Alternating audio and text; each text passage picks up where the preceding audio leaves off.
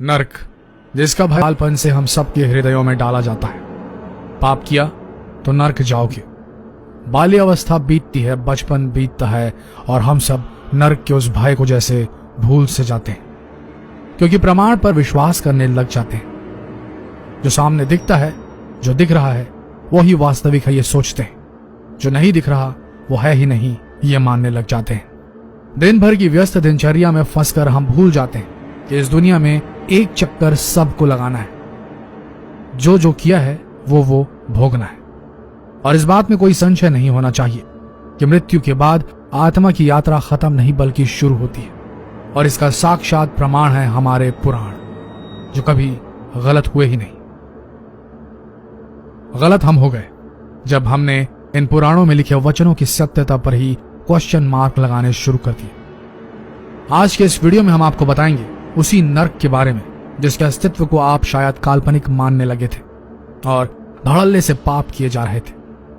जैसे आपको केवल सुख ही सुख मिलेगा, दुख कभी छू भी नहीं सकता हो आपको, ऐसा सोचने लगे थे आप सब। तो देख लीजिए ये वीडियो अंत तक और अपने परिवार मित्र जनों में भी शेयर कीजिए। क्या पता ये वीडियो देखकर आप सबके मन में वो बचपन वाला नर्क का भय फिर जाग उठे और आपके पापों का घड़ा कम से कम कुछ तो कम भरे।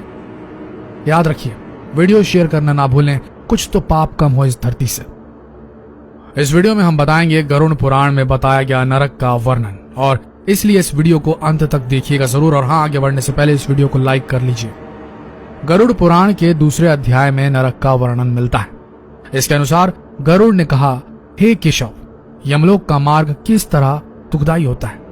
पापी लोग वहां कैसे जाते हैं, मुझे बताएं। भगवान ने बोला, हे गरुड़, महान दुख देने वाले यम मार्ग के विषय में मैं तुमसे कहता हूं। मेरे भक्त होने पर भी तुम उसे सुनकर कांप उठोगे।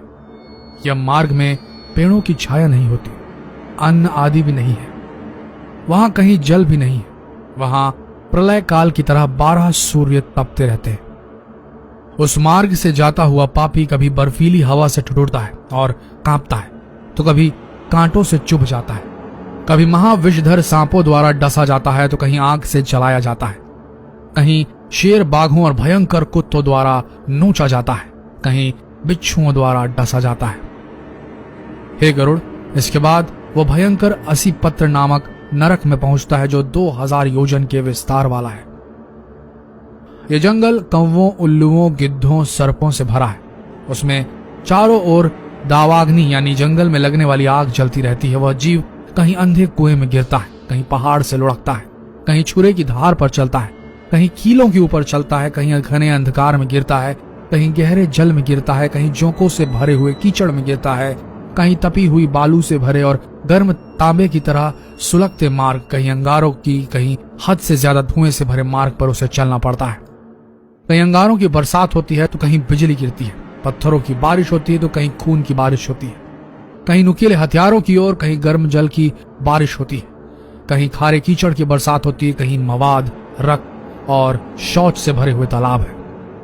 यम मार्ग के बीचों बीच बड़ी ऊंची और गहरी नदी बहती है। यह देखने पर दुखदाई नहीं है, उसकी आवाज भय पैदा करने वाली होती है। वह 100 योजन जोड़ी और मवाद और रक्त से भरी है। हड्डियों के समूहों से उसके किनारे बने हुए हैं। वह बड़े बड़े घड़ियालों से भरी हुई है। हे गरुड़, आए पापी को देखकर वह नदी आग और धुएं से भरकर कड़ाही में खौलते घी की तरह हो जाती है। यह नदी सुई के जैसे मुंह वाले भयानक कीड़ों से भरी है। वज्र की समान चोंच वाले बड़े बड़े गिद्ध हैं यहाँ पर। इसके बहाव में गिरे हुए पापी हे भाई, हे पुत्र, हे तात कहते हुए रोते चीखते हैं। बहुत से बिच्छू और काले सांपों से भरी उस नदी के बीच में गिरे हुए पापियों की रक्षा करने वाला कोई नहीं होता है। उसके सैकड़ों हजारों भंवरों में पड़कर पापी पाताल में चले जाते हैं, पल भर में ही ऊपर चले जाते हैं। कुछ पापी जंजीरों से बंधे होते हैं, कुछ अंकुश में फंसाकर खींचे जाते हैं और कुछ कौवों द्वारा खींचे जाते हैं। बड़े ही भयानक यमदूतों द्वारा मुद्दतों से पिटते जाते हुए खून की उल्टी करते हैं और उल्टी किए हुए खून को पीते भी हैं। इस प्रकार 17 दिन तक वायु वेग से चलते हुए 18वें दिन वह प्रेत सौम्य रूप में पहुंच जाता है। दोस्तों, जाहिर है कि गरुड़ पुराण का यह वर्णन मनुष्यों को धर्म का आचरण करने और पाप से दूर रखने के लिए ही रचा गया होगा। लेकिन हम मनुष्य आज भूल चुके हैं अपने पुराणों को, अपने धर्म को, और ये मानकर चलते हैं कि जो दिखता है वही सच है, जो नहीं दिखता है वो वास्तविक नहीं, काल्पनिक है।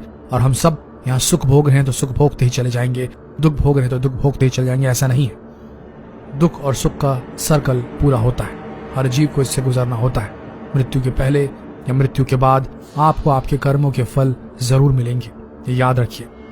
आपने बचपन के नर्क के भय की उस फीलिंग को, उस एहसास को जगाइए और बचिए अगला पाप करने से। हम तो केवल यही सलाह दे सकते हैं आपको कि पाप करने से कैसे भी अपने आप को रोक लें। जितना हो सके इस वीडियो को शेयर करें ताकि धरती से कुछ तो पाप कम हो। क्या आपको ये सही नहीं लगता? कमेंट कर हमें जरूर बताएं। मिलते हैं अगले दिलचस्प वीडियो में, तब तक के लिए बने रहिए हमारे इस